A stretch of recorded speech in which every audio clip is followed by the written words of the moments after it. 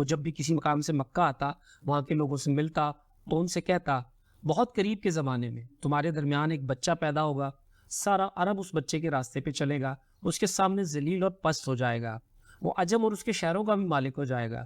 یہی اس کا زمانہ ہے۔ جو اس کی نبوت کے زمانے کو پائے گا اور اس کی پیروی کرے گا وہ اپنے مقصد میں کامیاب ہوگا۔ جس خیر اور بھلائی کی وہ امید کرتا ہے وہ اس کو حاصل ہوگی، اور جو شخص اس کی نبوت کا زمانہ پائے گا مگر اس کی مخالفت کرے گا وہ اپنے مقصد اور آرزوؤں میں ناکام ہوگا۔ مکہ معظمہ میں جو بھی بچہ پیدا ہوتا وہ یہودی اس بچے کے بارے میں تحقیق کرتا اور کہتا ابھی وہ بچہ پیدا نہیں ہوا۔ آخر جب نبی کریم صلی اللہ علیہ وآلہ وسلم اس دنیا میں تشریف لائے تو عبد المطلب اپنے گھر سے نکل کر اس یہودی کے پاس پہنچے۔ اس کی عبادت کے آگے دروازے پر پہنچ کر انہوں نے آواز دی۔ عیس نے پوچھا کون ہے؟ انہوں نے اپنا نام بتایا۔ پھر اس سے پوچھا تم اس بچے کے بارے میں کیا کہتے ہو؟ اس نے انہیں دیکھا پھر بولا ہاں تم ہی اس کے باپ ہو سکتے ہو، بے شک وہ بچہ پیدا ہو گیا ہے جس کے بارے میں تم لوگوں سے کہا کرتا تھا۔ وہ ستارہ آج طلوع ہو گیا ہے جو اس بچے کی پیدائش کی علامت ہے، اور اس کی علامت یہ ہے کہ اس وقت اس بچے کو درد ہو رہا ہے، یہ تکلیف اسے 3 دن رہے گی، اس کے بعد یہ ٹھیک ہو جائے گا۔ راہب نے جو یہ کہا تھا کہ بچہ 3 دن تک تکلیف میں رہے گا تو اس کی تفصیل یہ ہے کہ آپ صلی اللہ علیہ وآلہ وسلم نے 3 دن تک دودھ نہیں پیا تھا، اور یہودی نے جو یہ کہا تھا کہ ہاں آپ ہی اس کے باپ ہو سکتے ہیں، اس سے مراد ہے کہ عربوں میں دادا کو بھی باپ کہہ دیا جاتا ہے۔ اور نبی کریم صلی اللہ علیہ وآلہ وسلم نے ایک بار خود فرمایا تھا میں عبد المطلب کا بیٹا ہوں۔ یہودی نے عبد المطلب سے یہ بھی کہا تھا اس بارے میں اپنی زبان بند رکھے، یعنی کسی کو کچھ نہ بتائیں ورنہ لوگ اس بچے سے زبردست حسد کریں گے، اتنا حسد کریں گے کہ آج تک کسی نے نہیں کیا، اور اس کی اس قدر سخت مخالفت ہوگی کہ دنیا میں کسی اور کی اتنی مخالفت نہیں ہوئی۔ پوتے کے متعلق یہ باتیں سن کر عبد المطلب نے اس سے پوچھا اس بچے کی عمر کتنی ہوگی؟ یہودی نے اس سوال کے جواب میں کہا اگر اس بچے کی عمر طبی ہوئی تو بھی 70 سال تک نہیں ہوگی، بلکہ اس سے پہلے ہی 61 یا 63 سال کی عمر میں وفات ہو جائے گی، اور اس کی امت کی اوسط عمر بھی اتنی ہی ہوگی۔ اس کی پیدائش کے وقت دنیا کے بت ٹوٹ کر گر جائیں گے۔ یہ ساری علامات اس یہودی نے گزشتہ انبیاء کی پیشن گوئیوں سے معلوم کی تھی، اور سب کی سب بالکل سچ ثابت ہوئی۔ قریش کے کچھ لوگ عمرو بن نفیل اور عبداللہ بن حجش وغیرہ ایک بت کے پاس جایا کرتے تھے۔ یہ اس رات بھی اس کے پاس گئے جس رات آپ صلی اللہ علیہ وآلہ وسلم کی پیدائش ہوئی۔ انہوں نے دیکھا وہ بت اوندے منہ پڑا ہے۔ ان لوگوں کو یہ بات بری لگی، انہوں نے اس کو اٹھایا سیدھا کر دیا مگر وہ پھر گر گیا، انہوں نے پھر اس کو سیدھا کیا وہ پھر الٹا ہو گیا۔ ان لوگوں کو بہت حیرت ہوئی، یہ بات بہت عجیب لگی۔ تب اس بت سے آواز نکلی یہ ایک ایسے بچے کی پیدائش کی خبر ہے جس کے نور سے مشرق اور مغرب زمین کے تمام گوشے منور ہو گئے ہیں۔ بت سے نکلنے والی آواز نے انہیں اور زیادہ حیرت زدہ کر دیا۔ اس کے علاوہ ایک واقعہ یہ پیش آیا کہ ایران کے شہنشاہ کسریٰ نوشیروان کا محل ہلنے لگا اور اس میں شگاف پڑ گئے۔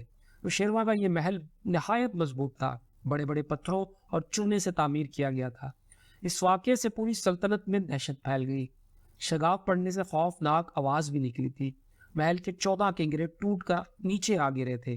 آپ صلی اللہ علیہ وآلہ وسلم کی پیدائش پر ایک واقعہ یہ پیش آیا کہ فارس کے تمام آتش کدوں کی وہ آگ بجھ گئی جس کی وہ لوگ پوجا کرتے تھے اور اس کو بجھنے نہیں دیتے تھے، لیکن اس رات میں ایک ہی وقت میں تمام کے تمام آتش کدوں کی آگ آنن فانن بجھ گئی۔ آگ کے پوجنے والوں میں رونا پٹا مچ گیا۔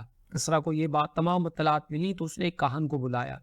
اس نے اپنے محل میں شگاف پڑنے اور آتش کدوں کی آگ بجھنے کے واقعات اسے سنا کر پوچھا آخر ایسا کیوں ہو رہا ہے؟ وہ کاہن خود تو کچھ جواب نہ دے سکا، تاہم اس نے کہا ان سوالات کے جواب میرا ماموں دے سکتا ہے، اس کا نام ستی ہے۔ نوشیروان نے کہا ٹھیک ہے تم جا کر ان سوالات کے جواب لاؤ۔ وہ گیا، ستی سے ملا، اس سے یہ واقعات سنائے۔ اس نے سن کر کہا ایک عصا والے نبی صلی اللہ علیہ وآلہ وسلم ظاہر ہوں گے جو عرب اور شام پر چھا جائیں گے، اور جو کچھ ہونے والا ہے ہو کر رہے گا۔ اس نے یہ جواب کسریٰ کو بتایا۔ اس وقت تک کسریٰ نے دوسرے کانوں سے بھی معلومات حاصل کر لی تھی، چنانچہ یہ سن کر اس نے کہا تب پھر ابھی وہ وقت آنے میں دیر ہے، یعنی ان کا غلبہ میرے بعد ہوگا۔ پیدائش کے 7ویں دن عبد المطلب نے آپ صلی اللہ علیہ وآلہ وسلم کا عقیقہ کیا اور نام محمد صلی اللہ علیہ وآلہ وسلم رکھا۔ عربوں میں اس سے پہلے یہ نام کسی نے نہیں رکھا تھا۔ قریش کو یہ نام عجیب سا لگا، چنانچہ کچھ لوگوں نے عبد المطلب سے کہا، اے عبد المطلب، کیا وجہ ہے کہ تم نے اس بچے کا نام اس کے باپ دادا کے نام پر نہیں رکھا بلکہ محمد رکھا ہے صلی اللہ علیہ وآلہ وسلم؟ اور یہ نام نہ تو تمہارے باپ دادا میں سے کسی کا ہے، نہ تمہاری قوم میں سے کسی کا ہے۔ عبد المطلب نے انہیں جواب دیا، میری تمنا ہے کہ آسمانوں میں اللہ تعالیٰ اس بچے کی تعریف فرمائے اور زمین پر لوگ اس کی تعریف کریں۔ محمد صلی اللہ علیہ وآلہ وسلم کے معنی ہے جس کی بہت زیادہ تعریف کی جائے۔ اسی طرح والدہ کی طرف سے آپ صلی اللہ علیہ وآلہ وسلم کا نام احمد صلی اللہ علیہ وآلہ وسلم رکھا گیا۔ احمد نام بھی اس سے پہلے کسی کا نہیں رکھا گیا تھا۔ مطلب یہ کہ ان دونوں ناموں کی اللہ تعالیٰ نے حفاظت کی اور کوئی بھی یہ نام نہ رکھ سکا۔ احمد کا مطلب ہے سب سے زیادہ تعریف کرنے والا صلی اللہ علیہ وآلہ وسلم۔